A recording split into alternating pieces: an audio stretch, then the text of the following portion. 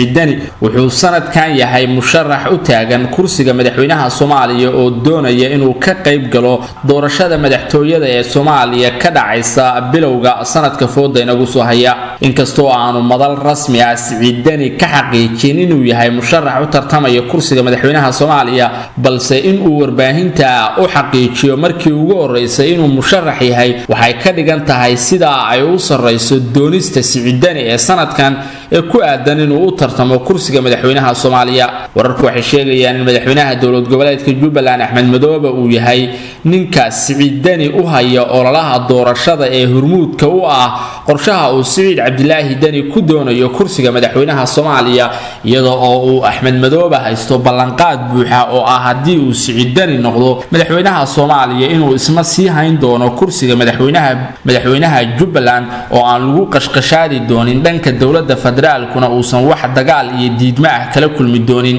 muddo dheer ayay socotay hadalhaynta ah in Saciid Cabdilaahi Dani uu ku haminayo inuu u tartamo xilka madaxweynaha Soomaaliya balse waxa haatan soo yaraanaya maalmaha ka haray doorashada madaxtooyada Soomaaliya taa oo Saciid Cabdilaahi Dani ku qasbaysa inuu dibadda soo dhigo hankiisa isagoo iminka warbaahinta la wadaagay inuu musharax yahay ololihiisana uu u xil saartay hogaamiyaha Jubbaland Axmed Maxamed Islaam Axmed Madoobe sababta uu Saciid Dani Axmed Madoobe ugu dhiibay inuu hogaamiyo ololihiisa ayaa lagu sheegay inuu u soo saaro xubnaha xildhibaanada ah ee deegaan ahaan ka soo baxaya dowlad goboleedka Jubbaland Sheewar Robert waxa lagu soo waramayaa maamulkii magaalada inay isaga baxeen laakiin goobta waxa isku bedeshay furin dagaal kadib weerar culus oo ay soo qaadeen TPLF iyo Ola waxaana militariga Ethiopia iyo maleeshiyaadkaba ay ka difaacayaan TPLF iyo Olaba inay gudaha u soo galaan deegaankaasi halkaas oo lagu soo waramayo dagaal aad u qaraar ilaa iyo xiligan oo habeena in uu soconayo lamana oga ilaa iyo hadda qasaaraha guud ee halkaasi ka dhashay dhinaca kalena markii aynu eegno aaga mile wararku waxa ay sheegayaan in TPLF ay soo rogaal celisay isla markaana isku dayday in ay soo siqdo oo deegaanada ku dhow mile dhankaasi ay u soo siqaan hase ahaatee halkaasi waxa ay kala kulmeen iska caabin waxaana jira qasaare aad u xoogan qasaaraha ee dhanka TPLF soo gaaray ayaa badan sida la sheegayo walow sidoo kale uu jiro qasaare soo gaaray dhanka dowladda Ethiopia waxaana dowladda Ethiopia qasaaraha soo gaaray kamida dhimashada askar iyo sidoo kale gaadiid dagaal oo la sheegay in ay ku istaageen ama uu ku qarxay miino halkaas oo qasaare kala duwan uu ka dhashay laakiin tirada guud ee qasaaraha inta uu la egyahay lama oga dagaalada ayaa noqonaya wili kuwa sii socda oo xaaladdu waxa ay tahay saacadba saacada ka dambeysa kuwa aad u sii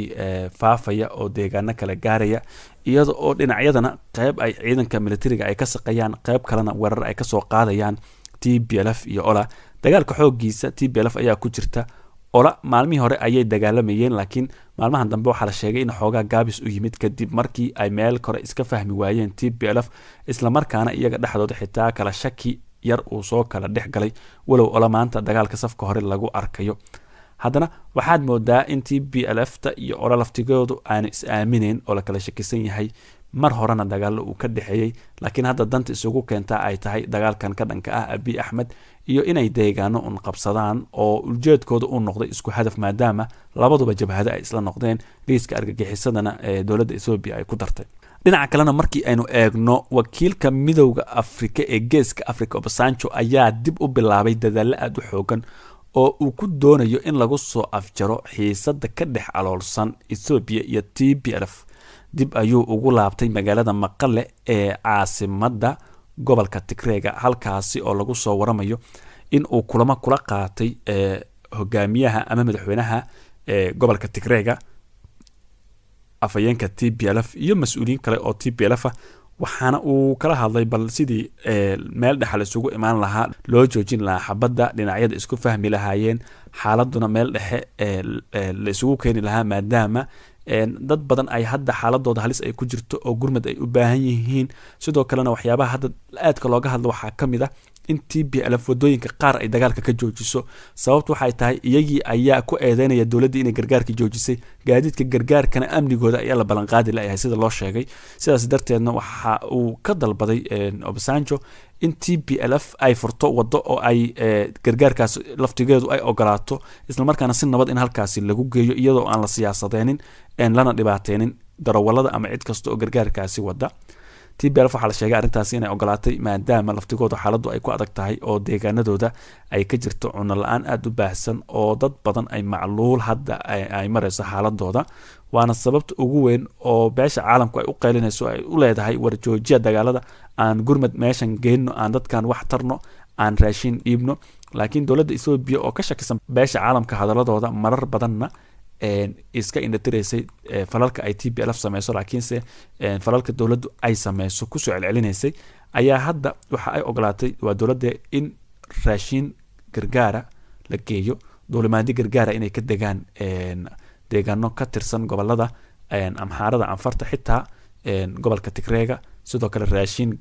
gaadiid lagu qaado oo goboladaasi la geeyo si dadka xaaladooda wax looga qabto.